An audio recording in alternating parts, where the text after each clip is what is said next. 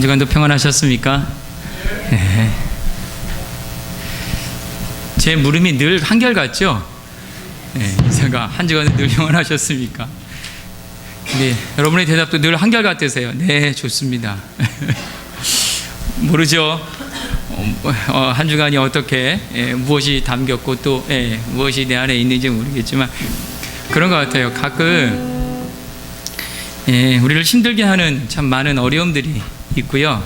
그것이 염려라는 것, 걱정이라는 것, 근심이라는 것, 그런 것들로 우리에게 다가오는 것 같습니다. 그럴 때 우리가 거기서부터 자유할 수 있는 것이 뭘까? 이 시간 우리가 예배 가운데 그것을 발견하고 찬양 가운데 그걸 발견했으면 좋겠어요. 왜 슬퍼하느냐? 왜 걱정하느냐? 뭘 두려워하느냐? 아무 염려 말아라. 하나님이 우리와 함께 하신다.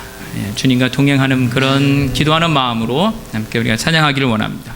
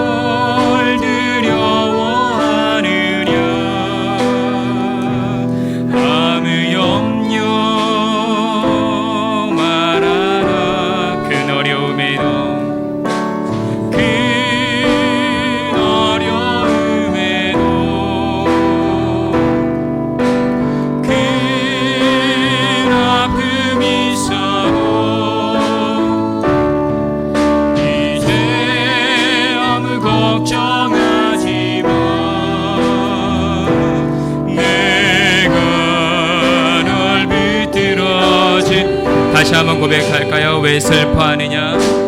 왜 슬퍼하느냐? 왜 걱정하느냐?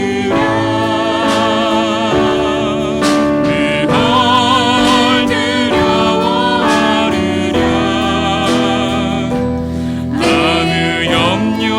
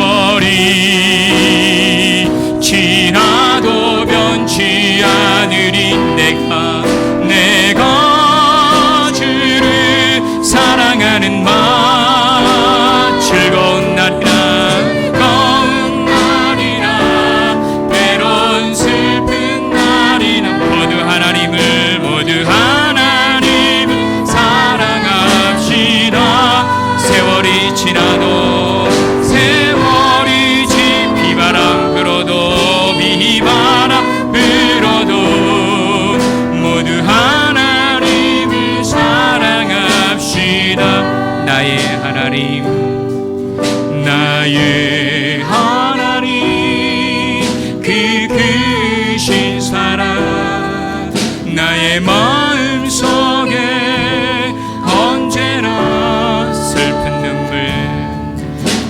눈물 지을 때 나의 힘이 되시니 나의 영원하신 하나님, 나의 구원의 반석, 나의 생명의 주인, 나의 사랑의 노래. 실패하여 지칠 때 나의 위로 되시니 나의 하나님을 찬양해. 세월이 지나도 변치 않으리. 내가 주를 사랑하는 마음,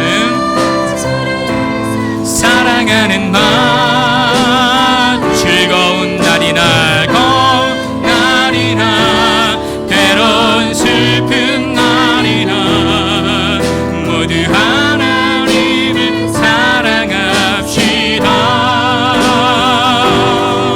세월이 흘러도 비바람 불어도 모두 하나님을 사랑합시. 한 번 더 고백하죠. 나의 하나님, 나의 하나님, 그 크신 사랑 나의 마음속에 언제나 슬픈 눈물 지을 때 나의 힘이 되시는 나의 영원하신 하나님, 나의 구원의 반석, 나의 구원의 반석, 나의 생명의 주인, 나의 사랑의 노래. 실패하여 지칠 때 나의 위로 되시니 나의 하나님을 찬양해. 세월이 지나도 변치 않으니 내가 주를 사랑하는 마음, 즐거운 날이나 때론 슬픈 날이나 모두 하나님을 사랑합시. 세월이 비바람 불어도 모두 하나님을 사랑합시다. 세월이 지나도 변친 내가 주를 사랑하는 마음, 즐거운 날이나 때론 슬픈 모두 하나님을 사랑합시다. 하나님을 사랑합시다. 세월이 지나도 비바람 불어도 모두 하나님을 사랑합시다.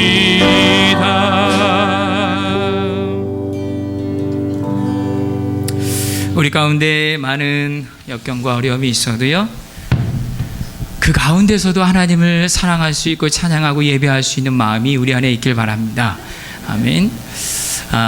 우리 같이 한번 이렇게 고백해 볼까요? 하나님이, 다시 그게요. 하나님이 세상의 염려보다, 세상의 걱정보다 더 크신 분입니다. 아멘. 자, 우리 자리에서 일어나셔서 함께 찬양하겠습니다. 예수 우리 왕이여.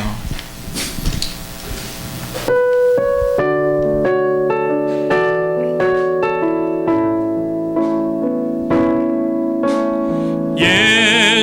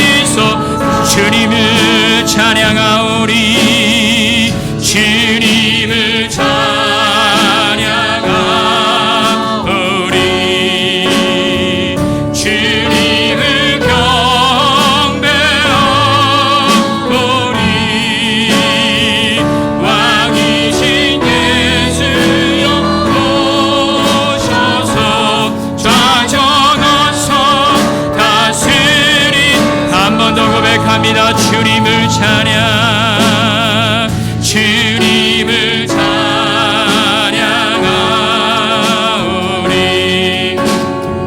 주님을 경배하오리. 왕이신 예수여 오셔서 찾아가서 다스리소서.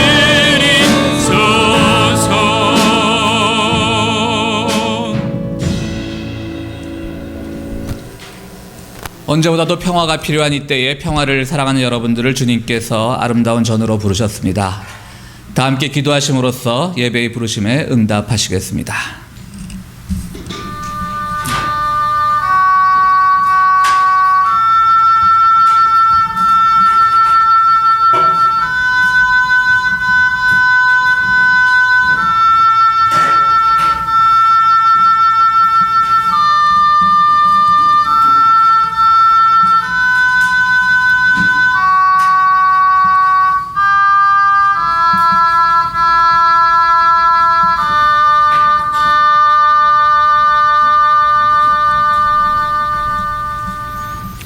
주님이 이 예배를 통하여 우리가 평화를 사랑하는 마음을 가득 안고 가기를 원합니다. 이 예배를 통하여 우리의 마음의 평안을 얻기를 원합니다. 이 예배를 통하여 하나님과 하나 되기를 원합니다. 예배 중에 함께 하셔서 우리의 기도를 들으시고 우리의 찬양을 들으시고 말씀 가운데 우리 가운데 임재하여 주시옵소서. 예배 모든 것을 주님께 맡겨올 때 주님 가르쳐신 기도를 함께 드리오니, 하늘에 계신 우리 아버지여, 이름이 거룩히 여김을 받으시오며 나라가 임하시오며 뜻이 하늘에서 이루어진 것 같이 땅에서도 이루어지이다. 오늘 우리에게 일용할 양식을 주시옵고 우리가 우리에게 죄 지은 자를 사하여 준 것 같이 우리 죄를 사하여 주시옵고 우리를 시험에 들게 하지 마시옵고 다만 악에서 구하시옵소서. 나라와 권세와 영광이 아버지께 영원히 있사옵나이다. 아멘. 다 같이 자리에 앉으셔서 찬송가 100장을 함께 부르시겠습니다.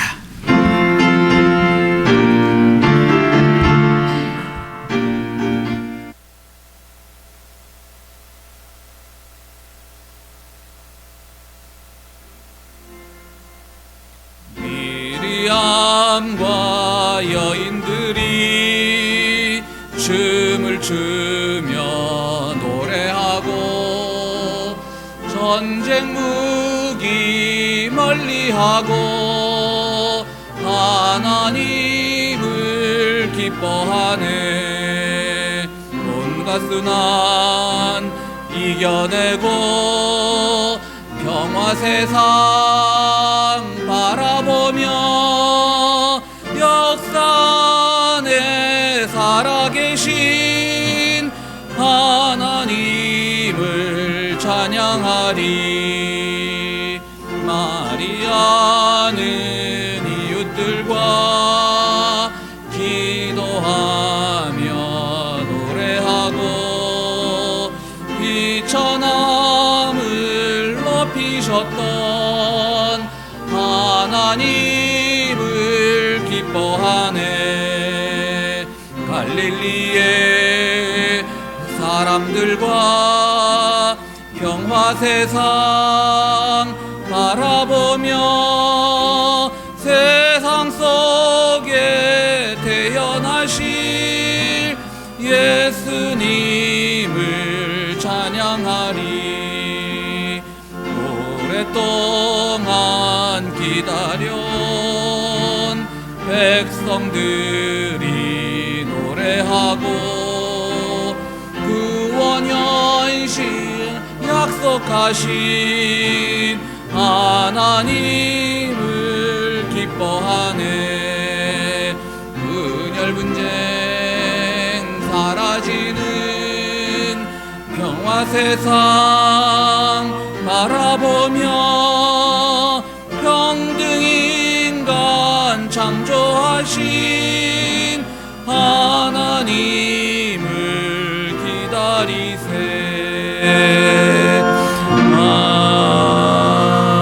아멘. 이 시간 이용재 장로님 나오셔서 회중 대표기도 인도해 주시겠습니다.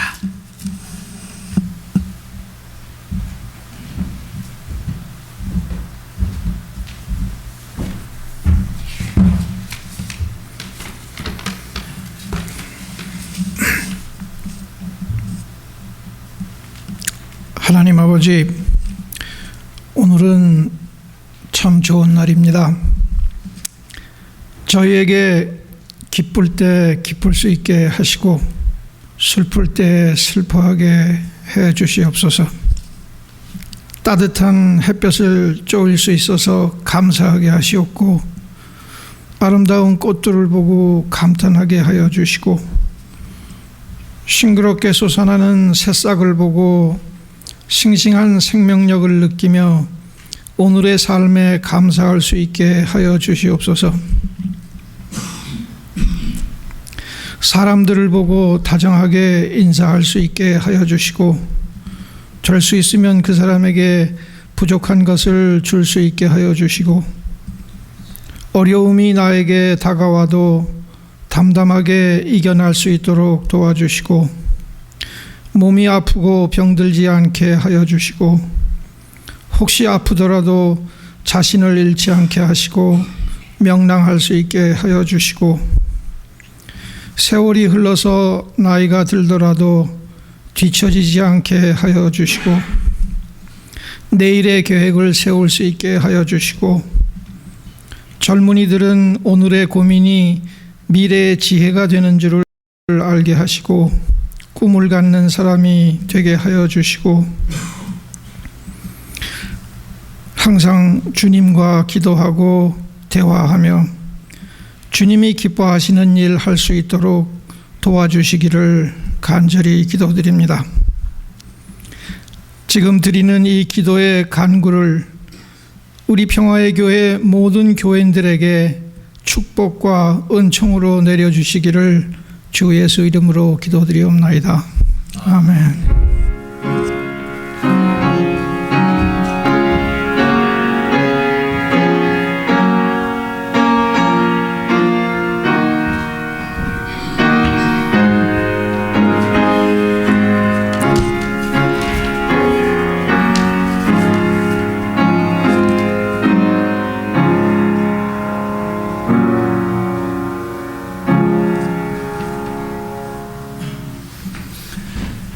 교회 소식 전해드리겠습니다. 늘 매월 있는 기도 제목 잊지 않고 여러분들 시간을 내서 기도해 주시기 바라고요. 오늘은 우리 1년에 2번 있는 교회 대청소 날입니다. 오늘 신도회 모일 때 청소 열심히 하자는 다짐이 있는 신도회가 되기를 바랍니다. 오늘 신도회도 역시 모이고요. 간단하게 회의하시고 업무 진행하시고 또 금방 끝내시고 청소에 함께 해주시기 부탁을 드립니다. 구역은 여러분들 주보를 참조하시기 부탁드립니다. 지난주부터 광고 드렸듯이 4월 28일 설교는 우리 영화를 보면서 한번 토론식으로 한번 설교를 진행해 보도록 하겠습니다. 영화는 사이드 하우스 룰이라고 한 영화고요. 각자 보고 오라 그랬더니 교인들이 나는 못 본다. 그래서 그냥 저보고 책임지라 그래서 다음 주에 한번 시간을 내어서 각자 보실 수 있는 분들은 보시고요. 다음 주에 함께 교회에서 감상할 기회를 갖도록 하겠습니다. 근데 본래 이런 영화 볼 때 딴 데 가서 보셨다 그러면 안 되는 거 아시죠? 이 영화 보면 앞에 공공장소에서 상영하면 안 된다라고 하는 것들이 있기 때문에 좀 어렵지만 같이 보도록 하겠습니다. 청소 다 끝나고 중국어반 모이게 되겠고요. 이번 주 토요일이 되겠습니다. 20일 우리 두나미스의 주최 전교인 아침 기도 6시 30분에 있습니다. 두나미스 주최라 하면 두나미스만 나오란 뜻이 아니라 두나미스에서 아침을 준다는 얘기입니다. 그러니까 두나미스가 아침 준비해 주시고 우리 아침 예배 잘 모이지 않더라도 이날만은 다 모이셔서 기도하시고 아침 드시고 또 끝난 뒤에 우리 지난주에도 말씀드렸듯이 골퍼들은 골프 치러 가시고 아닌 분들은 또 산행 가시고 이렇게 하면서 즐거운 주말 보내도록 여러분 꼭 기억하시기 바랍니다. 구인 장로님 4분 출장 중이시고요. 청년은 어저께 또 샌디에이고에서 친목 모임을 가졌습니다. 아주 밤늦게까지 재미있게 놀았다라고 하는데 오늘 그래도 한 명도 빠지지 않고 다 와서 반가웠습니다. 오늘 우리 프로1917 플라워는 고선아 집사님 가정에서 헌화했습니다. 오늘 점심은 김인경 집사님 가정에서 준비했습니다. 설거지는 두나미스에 되겠고요. 모두 여러분들 함께 해주셔서 정말 감사를 드립니다. 우리 옆자리에 앉은 교우들과 환영 인사 나누시기 바랍니다. 반갑습니다. 환영합니다. 여러분들 주님의 이름으로 또 교회 우리 몇 주 전에 교회 우리 방문하셨던 우리 솔로몬 형제 우리 여자친구는 오늘 제가 처음 뵙지만 아주 낯이 이거 페이스북에서 하도 자주 봐가지고 그리고 그 또 선배님 같이 모시고 왔습니다. 여러분 큰 박수로 환영하시겠습니다. 예.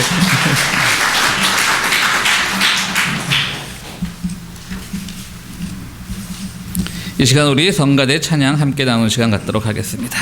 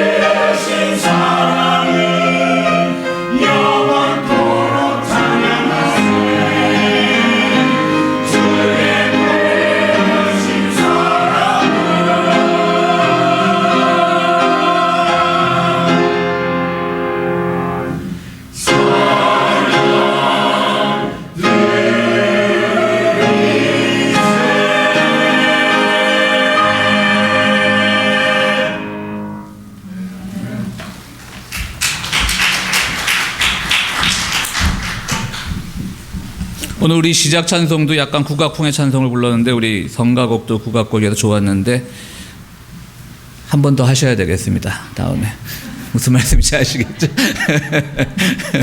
다음에 오늘 성가대원들도 많이 빠져서 다음에 한 번 더 하시겠습니다.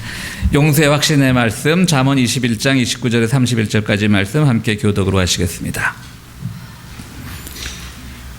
주님, 한반도를 둘러싼 모든 불의한 세력들을 회개의 길로 인도하소서.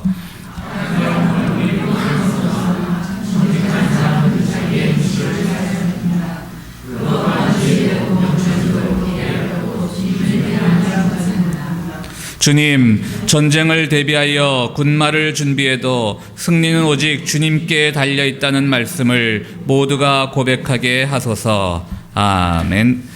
구원의 확신의 말씀 신서윤 교우께서 봉독해 주시겠습니다. 창세기 45장 4장에서 15절 말씀 봉독하겠습니다. 이리 가까이 오십시오 하고 요셉이 형제들에게 말하니 그제야 그들이 요셉 앞으로 다가왔다.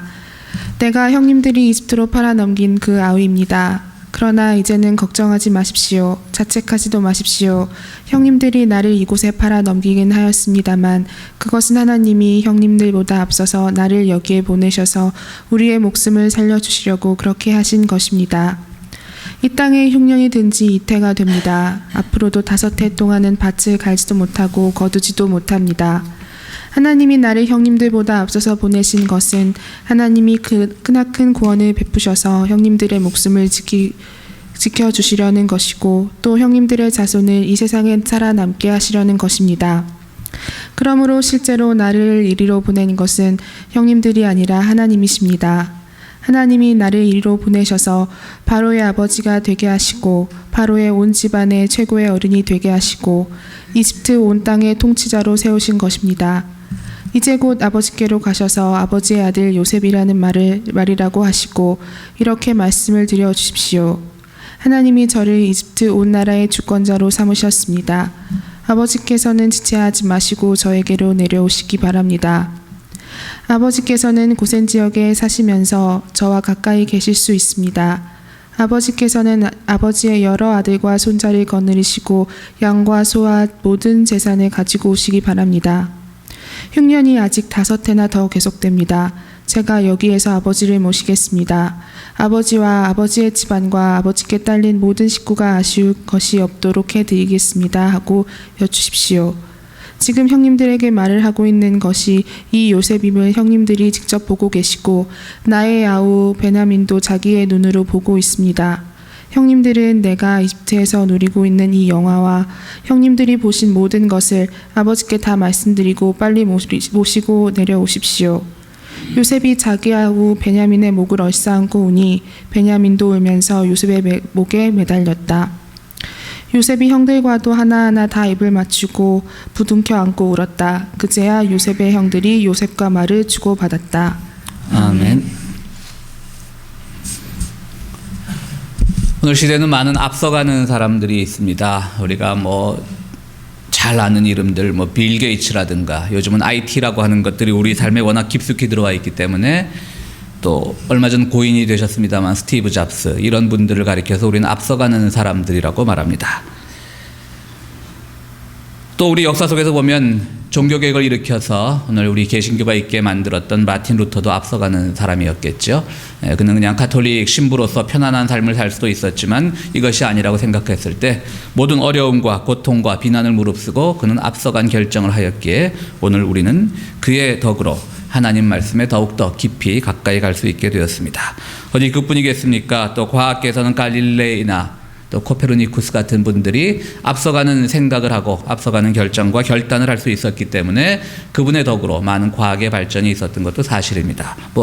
근세에 오면 아인슈타인도 그런 경우일 것이고요.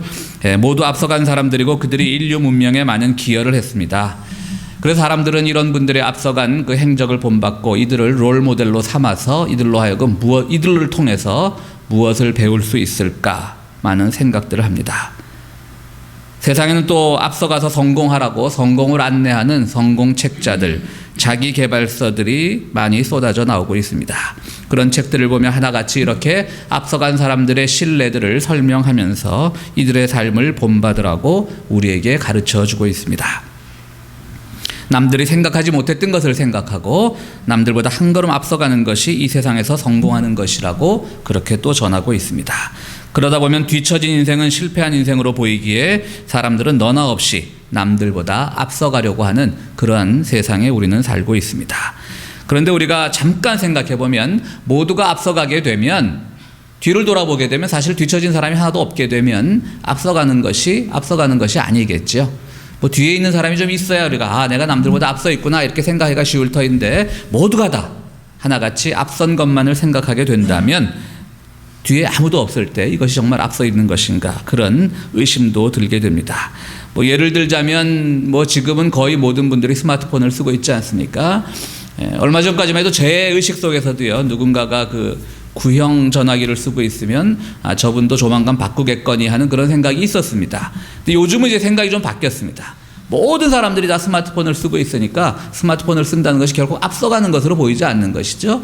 그럴 때 오히려 이 플립폰을 들고 있는 분들, 예전 전화기를 들고 있는 분들은 얼마 전까지는 마치 뒤처진 분처럼 생각되었는데 요즘은 그분들의 고집이 오히려 존경스럽고 그분들이 더 때로는 앞서가 있는 것처럼 보일 때가 있습니다. 그러니까 저는 그렇게 보고 있으니까 아직도 우리 구형 전화기 쓰는 분들은 교회에서 자신 있게 쓰셔도 됩니다.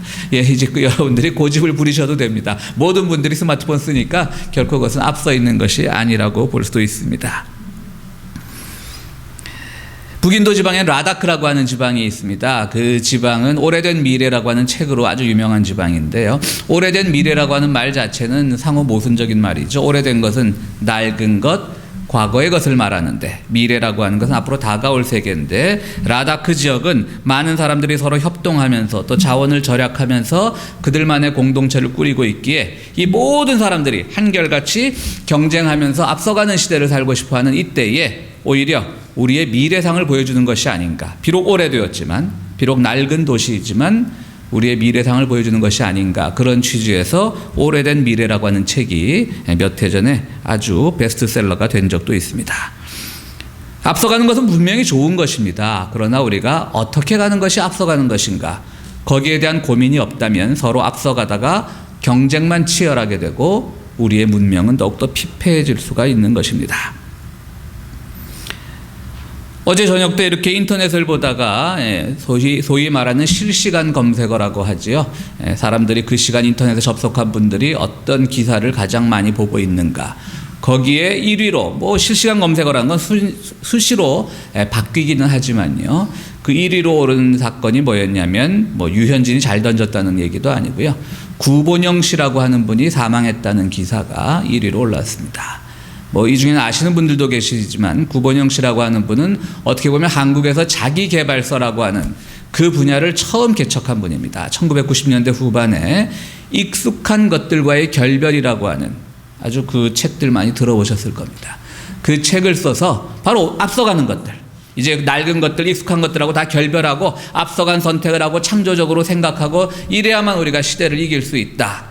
그런 것을 가르쳐 주어서요, 한국의 그 자기개발서 시장에 첫 획을 걷고 많은 베스트셀러를 만들어낸 분이기도 합니다. 그래서 저도 그분의 책을 몇 권은 읽어본 적이 있는 것 같아요. 그래서 그분의 별세 소식을 참 충격적으로 받아들였습니다. 나이는 저보다 한 서너 살밖에 많지 않은 아주 젊은 분인데 지병으로 말미암아 60도 되기 전에 이 세상을 떠나게 되었습니다. 참 안타까웠습니다.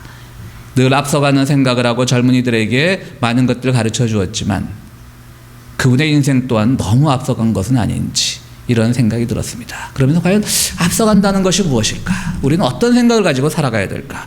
우리는 기독교인인데요, 앞서가는 사람들만이 살아남는 이 시대에 우리 기독교인들, 믿음을 가진 사람들, 신앙인이라고 하는 존재는 어떤 존재일까? 과학의 시대입니다. 정보의 시대입니다. 각종 첨단 기기의 시대입니다. 그런데 낡은 성경책을 통해서 진리를 배워나가는 우리들은 과연 앞서가는 사람이 될 수 있을까? 시대에 뒤처진 사람은 아닐까? 이런 생각을 우리는 해보게 됩니다. 그래서 점점 교회는 인기가 없어집니다. 간혹 교회를 걱정하는 사람들이 시대에 뒤처지지 말고 시대를 잘 쫓아가라고 이렇게 말을 하는 그런 뭐 세미나도 열고 프로그램도 개발합니다. 그런 것들을 볼 때마다 안타까운 마음을 지울 수가 없습니다. 어느새 우리는, 제가 젊을 때만 해도 교회는 세상의 빛과 소금이 되어서 시대를 앞서가야 된다라고 하는 말을 하던 시대에 살았는데, 지금 이 시대는 앞서가는 건 일찌감치 포기했고 그저 시대의 흐름에 너무 뒤처지지 마라, 이런 것들이 교회를 위한 하나의 충고인 것처럼 말해지는 세상이 참 안타까웠습니다. 우리는 앞서가야 하는데 제대로 쫓아가기만 해도 칭찬받는 이런 시대에 우리는 살고 있는 겁니다.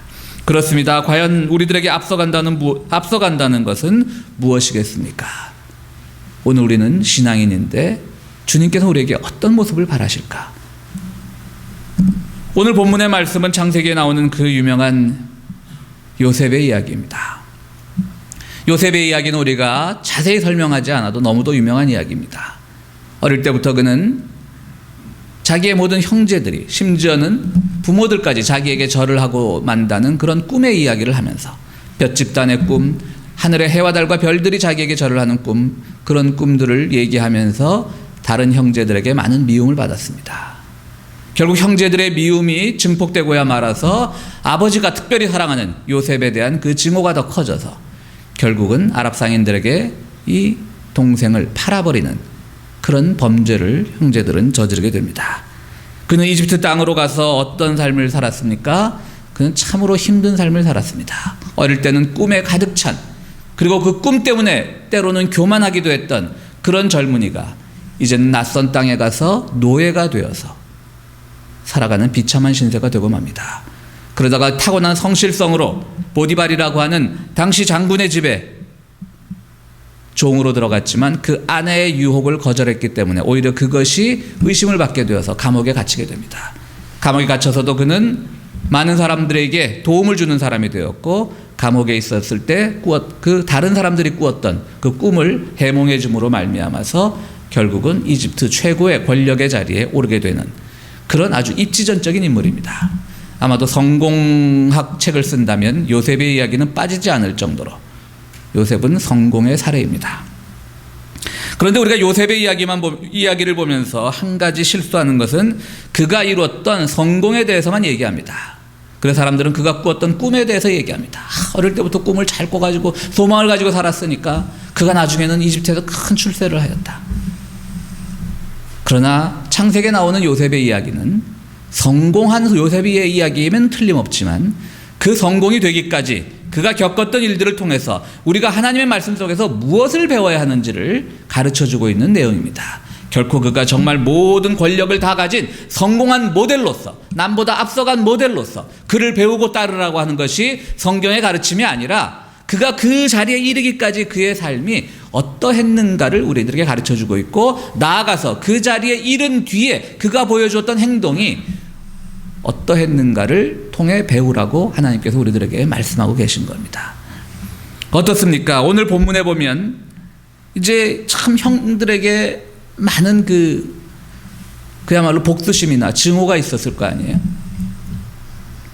그런데 이제 이스라엘 땅에 흉년이 와서 형제들이 이집트에 곡물을 사러 옵니다. 뭐 그 긴 이야기는 하지 않아도 여러분들 다 잘 아시라고 믿습니다. 처음엔 동생인 줄 몰라보고 있다가 동생에게 곡물을 사서 돌아가다가 또 요셉이 만들어 놓은 그 덫에 걸려서 마치 뭔가를 훔쳐가는 것처럼 보이게 되고, 그래서 우여곡절 끝에 다시금 만나게 되어서 이제 오늘 장면이 연출되는 겁니다. 그리고 자기의 소개를 합니다. 바로 형들이 팔아넘겼던 요셉이 이렇게 이집트에 와서 출세하고 성공했습니다 라고 말했을 때 그 형들이 얼마나 불안했겠어요. 아이고 우린 죽었다. 이제 저 아이가 이제 그 원수의 마음, 그 증오의 마음을 가지고 우리를 치리한다면 우리는 이 낯선 땅에서 죽을 수밖에 없구나 라고 말을 할 때 요셉은 형들을 위로하면서 오늘의 본문을 이야기합니다. 그러면서 요셉은 오늘 굉장히 자주 쓰는 단어가 있어요. 나를 이리로 보낸 것은 하면서 하나님께서 나를 앞서서 보낸 것은, 계속 그 말을 쓰고 있습니다. 5절에서도 하나님이 형들보다 앞서서 나를 여기에 보내사, 7절에서도 하나님이 나를 형님들보다 앞서서 보내신 것은, 또 8절에도 그러므로 실제로 나를 이리로 보낸 것은 형님들이 아니라 하나님이시라고 얘기합니다. 그는 앞선 사람이었습니다. 바로 요셉을 통해서 우리가 배워야 되는 것은 그런 점입니다. 그는 여기서 증오를 내세우지 않습니다. 그는 여기서 자기가 지금 출세했고, 어떻게 보면 우리가 한국 땅에서, 우리 특히 교회 어른들, 예전에 참 우리나라가 힘들고 어려울 때 그때 이민이라고 하는 것을 생각하는 것 자체가 앞선 것 아니었습니까? 많은 사람들이 비행기를 타본 적도 없던 시절에, 한국 말고는 땅을 벗어나 본 적도 없던 시절에 비행기를 타봤다라고 하는 것 자체가, 타본다는 것 자체가 앞서 있는 것인데, 그것을 통해서 여러분들은 이민을 결정하신 거예요. 그것이 앞선 것입니다. 요셉의 경우는 다르긴 하지만요, 자기 발로 이민 온 것은 아니지만 어쨌든 팔려 왔지만 당시에 가장 큰 경제 대국이었던 이집트에서 성공한 사례가 되었습니다. 분명히 다른 사람보다 앞서 있는 것입니다. 그런데 여기서 그는 고백합니다. 내가 많은 노력을 해가지고, 내가 많은 헌신을 해가지고, 내가 정말 밤낮 안 가리고 고생을 해서 내가 이렇게 성공했으므로 나는 여러분들보다 앞서 있는 것입니다 라고 자기의 신앙 고백을 하지 않습니다. 우리는 잘 압니다. 그가 얼마나 많은 고생을 하였는지, 그가 얼마나 많은 고통을 겪었는지, 얼마나 많은 오해 현장에서 죽을 뻔한 고비를 넘겼는지 잘 알고 있습니다. 그가 어디 나가서 대중 강연에서, 마치 회사 신입사원 연수회에서 저는 이런 모습으로 성공을 했습니다라고 말을 해도 절대 질책할 사람이 아무도 없습니다. 그의 이야기를 들어보면 저의 성공 사례는 본받을 만하구나 생각하기 때문입니다. 그러나 요셉은 얘기합니다. 나 그렇게 해서 성공한 사람입니다. 그렇게 해서 여러분들보다 앞서 있게 되었습니다 라고 말하지 않습니다. 요셉은 이야기합니다. 나를 이리로 앞서서 보내신 것은 오직 주님이십니다. 하나님이십니다. 형들이 팔아서도 아니고, 내가 이 지위를 유지하는 것은 나의 노력 때문도 아니고 하나님 때문입니다 라고 고백을 하는 겁니다. 모두가 앞서가고 싶은 이 시대에, 모두가 앞서간다는 의미를 성공하고 출세하고 누구보다도 빨리 첨단기기를 사용하는 것으로 기준을 내리는 이 시대에 우리가 정말 신앙인으로서 앞서가고 싶은 삶을 살고 싶다면, 우리에게 있어서 앞서간다는 것은 우리의 계획 위에 있는 하나님의 섭리를 인정하는 겁니다.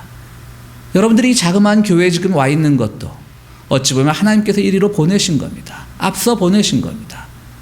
그것을 통해서 하나님께서 무엇을 바라시는 것인지, 그것을 우리는 늘 생각을 해야 되는 겁니다. 물론 요셉이 겪었던 그 많은 고통들, 힘든 일들, 그것을 견뎌낸 그의 인간적인 의지도 우리가 높이 사야 하겠지만, 그러나 요셉은 이렇게 되기까지 하나님이 아니었으면 난 되지 않았습니다 라고 말을 하는 겁니다. 이 시대 하나님의 말씀은 우리를 시대에 뒤처지게 하는 것이 아니라, 우리를 구닥다리 인생으로 보이게 하는 것이 아니라, 오히려 이 첨단의 시대에 말씀으로 돌아가서 인간의 계획 위에 계신 하나님의 섭리를 고백하는 것이야말로 여러분들이 앞설 수 있는 것이고, 지금 앞서 있다는 것을 확인할 수 있는 그런 가장 귀한 신앙 고백이 되는 것입니다. 요셉은 말씀드렸듯이 어릴 때 꿈, 또 자기중심적인 꿈을 가지고 있었습니다. 모든 사람들이 다 자기에게 절하리라고 생각을 합니다. 미국 인디안 속담에는 이런 속담이 있다고 합니다. 너의 꿈을 먹는 짐승을 조심하라. 그러니까 꿈을 꾸었는데 그 꿈을 자꾸 갉아먹는 그런 짐승들을 조심하라는 말이 있습니다. 우리 기독교식으로 말하면 사탄이 될 수도 있고 귀신이 될 수도 있고 악마가 될 수도 있겠죠. 그는 자기의 개인적인 꿈에서 이제 하나님을 향한 꿈을 꾸게 됩니다. 그 과정에서 그에게 다가오는 모든 고통들을, 그 고통에 굴복하지 않고, 그 고통에 잠식당하지 않고 그는 자기의 꿈을 유지할 수 있었습니다. 그 바로 중심에, 그 기본에 내 꿈을 이루는 것은 나의 의지가 아니라 하나님의 섭리라고 하는 고백이 있었던 겁니다. 그렇기 때문에 자기 꿈이 갈켜 먹히지 않았던 것입니다. 그는 형들에 의해서 팔리는 삶, 보디발의 아내를 겁탈하려고 했다고 의심을 받는 순간에도 화를 내지 않았습니다. 감옥에서 꿈을 해몽할 때도 나는 꿈 해몽 능력이 있습니다, 나를 믿어보십시오라고 말하지 않았습니다. 내가 이것을 통해서 내가 감옥에서 반드시 나가야 되겠다고 생각하지 않았습니다. 그는 매 순간순간마다 하나님의 섭리에 의해서 자기가 지금 어떤 삶을 앞서가고 있다는 것을 고백했을 뿐입니다. 그 순간 하나님께서는 그를 축복하시고 그에게 있어서 모든 것이 이루어질 수 있도록 그의 꿈에 결과가 되어 주셨던 것입니다. 이 북캘리포니아의 어느 산골 마을에서 조그만 성공의 목회를 하고 있는 그 오말리 신부라고 하는 분의 글을 얼마 전에 읽은 적이 있습니다. 이분은 참 공부도 많이 하고 또 목회도 성실히 하는데 늘 자기가 이 조그만 산맥 속에 있는 조그만 마을에서 목회를 하고 있다는 것이 늘 불만인 사람이었습니다. 그렇다고 해서 그 불만을 교인들에게 표출하거나 그러진 않았고 자기 목회지에서 늘 성실하게 하였지만 내가 왜 여기 있어야 되는가는 생각하지 못했던 분입니다. 그리고 그는 생각을 합니다. 참 나는 집안 배경도 없고 초라하고 그렇기 때문에 내 인생은 항상 이렇게 시골 조그만 교회에서 초라하게 목회하다 끝나는 것이구나 라고 생각을 하고 있었습니다. 그런 어느 날 밤, 토요일 밤인데 그것도 주일제를 준비해야 되는 어떻게 보면 목회자들에겐 가장 예민한 시간인데요. 그 시간에 전화 한 통을 받습니다. 그 시골 마을이라 병원도 변변한 게 없어서 병원까지 가려면 한 2시간을 가야 되는데요. 유일한 큰 병원에 있는 평소에 알고 지내던 어떤 간호사 한 분이 전화를 해가지고 지금 임종 환자가 하나 있는데 이분이 꼭 좀 임종 예배를 드려줬으면 좋겠다. 임종 기도를 해줬으면 좋겠다라고 하도 간곡하게 부탁을 해서 제가 신부님께 전화를 했습니다. 좀 이 시간에 와줄 수 있겠습니까? 라고 하는 청탁의 전화를 받았습니다. 참 쉽지 않은 결정입니다. 여러분들 목회자면 당연히 가야지 하지만 저희도 사람입니다. 가기 싫은 거 있습니다. 그리고 우리 교인이라면 당연히 가야 되겠지만 잘 모르는 교인이 아니라 아예 처음 부탁의 전화인 것이고 그리고 그 산골 마을에 2시간을 그것도 밤중에 토요일 밤에 내일 주일 준비를 해야 되는데 이 오말리 신부는 많은 고민을 합니다. 이걸 가야 되나 말아야 되나. 그래도 평소에 좀 안면이 있던 간호사가 하도 간곡하게 부탁을 하니까 가기로 결정을 합니다. 그래서 그는 갔습니다. 근데 임종 예배를 드려달라고 부탁했던 그 환자는 목숨이 넘어가기 직전까지도 퉁명스럽게 자기가 불러달라고 해놓고 이렇게 오말리 신부 앞에서 자기의 얘기를 잘 털어놓지 않았습니다. 그래도 이제 간곡하게 기도를 하고 해주니까 마지막 숨이 막 넘어가면서 이분이 고백을 하는 겁니다. 자기가 이제 철도 기관사로 있다가 은퇴한 분인데 아주 젊을 때 술을 먹고 철도를 운전하다가 기차를 운전하다가 그 레일을 잘못 타가지고 지나가던 차를 쳐가지고 그 차에 탄 사람을 죽게 만들었다라고 하는 것입니다. 그런데 다 술을 먹고 동료들이니까 그때 사건을 조작해가지고 완전 자기의 실수임에도 불구하고 다른 동료 그 기관사들의 의견을 아주 조작을 해가지고 마치 그 운전자가 자기 실수로 철로에 뛰어든 것처럼 그렇게 조작을 해서 그 사람은 죽고 아무런 보상도 못 받고 자기도 아무런 질책도 안 받은 그 사건이 죽기 전에 이제 자기가 지은 가장 큰 죄로 기억이 되는 것이죠. 그러면서 내가 이런 죄를 졌습니다 라고 하면서 그 오말리 신부에게 얘기를 합니다. 주님께서 나를 용서해 주실까요? 그때 오말리 신부는 얘기합니다. 주님도 용서하시고 나도 당신을 용서합니다.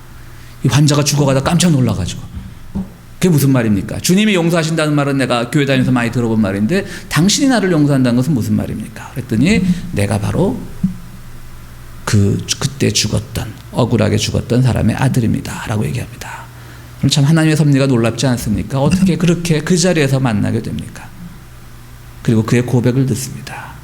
그때 오말리 신부는 이렇게 신앙 고백을 합니다. 내가 이 시골 마을에 들어와 가지고 남들보다 뒤처진 내 동년 신학교 동기들보다 뒤처진 삶을 살고 있다라고 늘 생각을 했었는데 나는 늘 내 목회 현장에 불만이었는데 바로 하나님께서 나를 여기서 이리로 보내신 이유, 나를 앞서서 보내신 이유는 바로 이 용서의 가장 큰 아름다움을 선포하고 가르쳐 주시기 위해서 보냈구나 라고 하면서 자기 고백을 한 것을 제가 읽은 적이 있습니다. 얼마나 아름답습니까?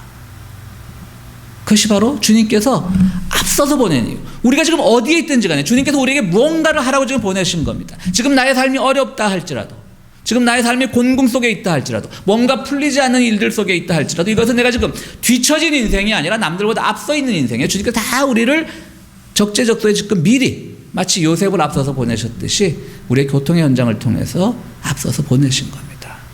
그러므로 우리는 어떤 축복을 위해서 물론 우리가 감격하게 기도해야 되겠지만 그 기도에 앞서서 우리가 해야 될 것은 지금 내가 이미 다른 사람들보다 앞서서 받고 있는 축복 용서의 축복, 회개의 축복, 나눔의 축복에 대한 감사의 기도를 드릴 줄 알아야 되는 것입니다.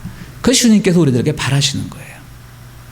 그러므로 여러분들 모두는 앞서가 있는 분들입니다. 뒤처진 인생이 아닙니다. 세상의 기준으로 하자면 나의 전화기가 구형이라, 아니면 나의 삶이, 나의 차가, 나의 집이, 내 나이가 세상으로 하여금 뒤처진 인생처럼 보이게 할 수 있을지 몰라도 주님께서는 여러분들을 오히려 가장 선두에 배치시켜 놓은 겁니다. 역사의 가장 전면에, 역사의 가장 앞에 여러분들을 놓으셔서 여러분들로 하여금 앞서 있는 것을 감사하면서 그 다음 앞선 자로서 무엇을 할 것인가를 우리들에게 또 한 번 깨우쳐 주고 계신 겁니다.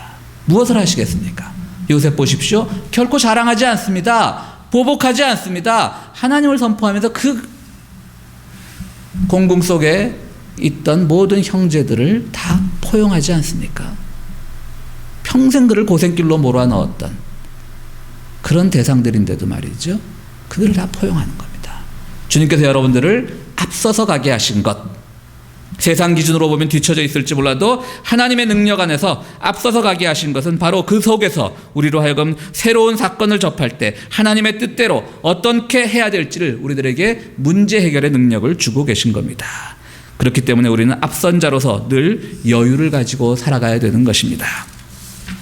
최근에 스페인이 그 경제적으로 많은 어려움을 겪고 있는데요. 그래서 물론 미국도 마찬가지지만 그 경제 위기로 공궁을 겪고 있기 때문에 많은 사람들에게 집에서 퇴거당하는 일이 많다고 합니다.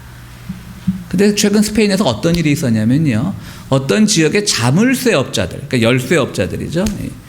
열쇠업자들이 다 함께 단결을 해가지고 정부에서 큰 하청을 주었는데 그 하청을 받지 않기로 단결을 했습니다. 그건 뭐냐면 정부에서 이제 자꾸 사람들이 이제 뭐 몰기지도 못 내고 집을 쫓겨나야 되는데 집에도 가난하니까 갈 데가 없으니까 안 쫓겨나고려고 막 버티고 하니까 아예 시 정부에서 이 열쇠업자들을 고용을 해가지고 단체로 이제 계약을 맺어가지고 열쇠를 다 바꾸라고. 굉장히 큰 거 아니겠어요? 그 가난한 사람들이 여기서 한둘이겠어요? 스페인 같은 데 경제 위기인데 다 자물쇠를 바뀌라고 시 조례를 선포를 한 거예요. 그럼 이 업자들 입장에서 굉장히 그 돈벌이가 그냥 돈벌이가 생긴 겁니다. 그렇잖아요? 그냥 이 몰기지 못 내는 사람들, 렌트비 못 내는 사람 집에 가서 열쇠 바꿔서 그 주인이 갖고 있는 열쇠를 더 이상 사용할 수 없게끔 만드는 것. 그래서 그들이 쫓겨나게끔 만드는 것. 그런데 열쇠업자들이 단결을 해가지고요. 우리는 그 짓은 못하겠다. 그러니까 이거 뭐 범법은 아니잖아요. 그죠? 뭐 계약을 맺지 못하겠다라고 한 거니까. 뭐 정부의 명령을 어긴 것도 아닙니다. 저는 그 아주 짧은 기사를 보면서 이분들이야말로 정말 시대를 앞서가는 사람들이 아닌가. 그저 우리는 돈 다음에 돈 되는 일이면, 특히나 이렇게 정부 하청 같은 거 받아서 쉽게 돈 버는 일이면 누구라도 나설 터인데 그들이 가난한 자들을 위해서 자기들의 수입을 유예할 수 있었다는 것, 그것이야말로 앞서 있던 것이 아닌가, 그런 생각을 해봤습니다. 여러분들에게 지금 주님께서 앞서가 있는 축복을 주셨다면 그것은 뭔가 여러분들에게 이웃을 향해 돌아볼 일이 있다라고 하는 것입니다. 그 일을 여러분들이 행할 때 주님께서 더 큰 일을 행할 수 있도록 여러분들에게 축복을 주시는 겁니다. 그런 점에서 여러분들은 결코 뒤처진 인생이 아닙니다. 건강이 나빠도, 재물이 좀 적어도, 다른 것들이 좀 갖춰지지 않아도 여러분들 다 앞서 있는 분들이에요. 이 자리에 주님 보내신 것은 주님이십니다. 그리고 주님께서는 앞서 있기 때문에 앞선 자로서 할 일이 있다라고 말씀을 하고 계십니다. 사랑하는 평화의 교회 성도 여러분, 우리의 처지 속에서 다가오는 여러 가지 악한 현실들을 주님께서 다 선한 것으로 바꿔놓으신 것을 믿으면서 앞선 자의 기쁨과 앞선 자의 감사와 앞선 자의 그 고귀한 신앙 고백을 가지고 여러분들의 삶에 대한 감사가 더욱 늘어나고 이웃을 향한 여러분들의 돌봄이 더욱 늘어나는 귀한 축복이 있게 되기를 간절히 바랍니다. 우리 함께 기도하시겠습니다.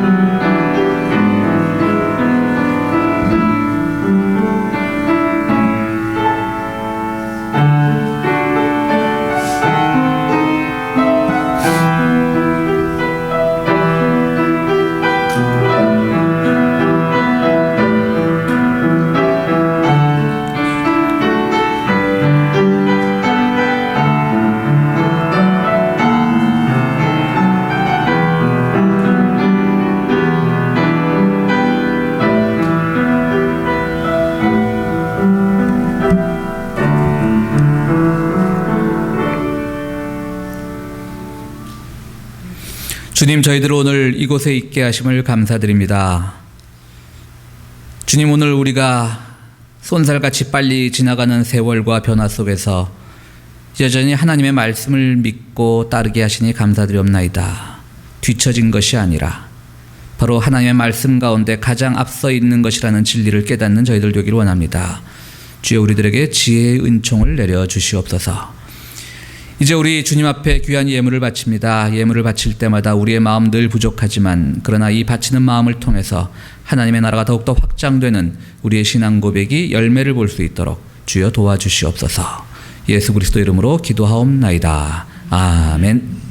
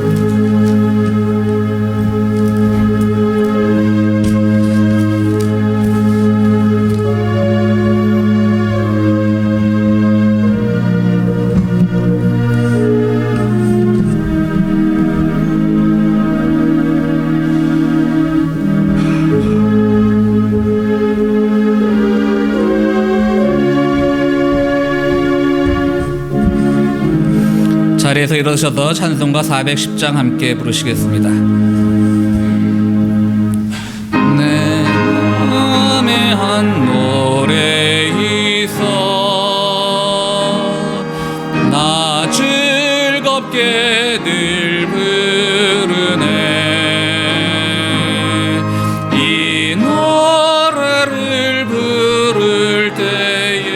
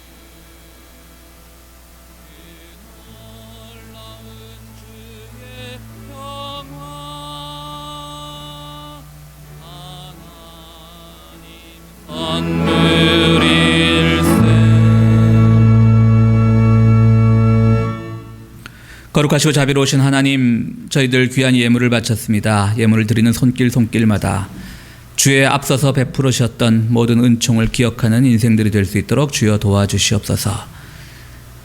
이제는 우리 삶의 모든 본이 되시는 우리 주 예수 그리스도의 은혜와 우리 세상 살아갈 때 늘 베푸시는 하나님의 극진하신 사랑과 성령님의 감화 감동하심이 오늘 우리의 형편과 처지가 어떠하든지 간에 주님께서 우리를 가장 앞선 곳에 세우셨다는 믿음을 가지고 늘 믿음 가운데 감사하며 이웃을 위해 베풀기로 다짐하는 우리 모든 성도들 위해 지금으로부터 영원토록 함께 하시기를 축원하옵나이다. 아멘.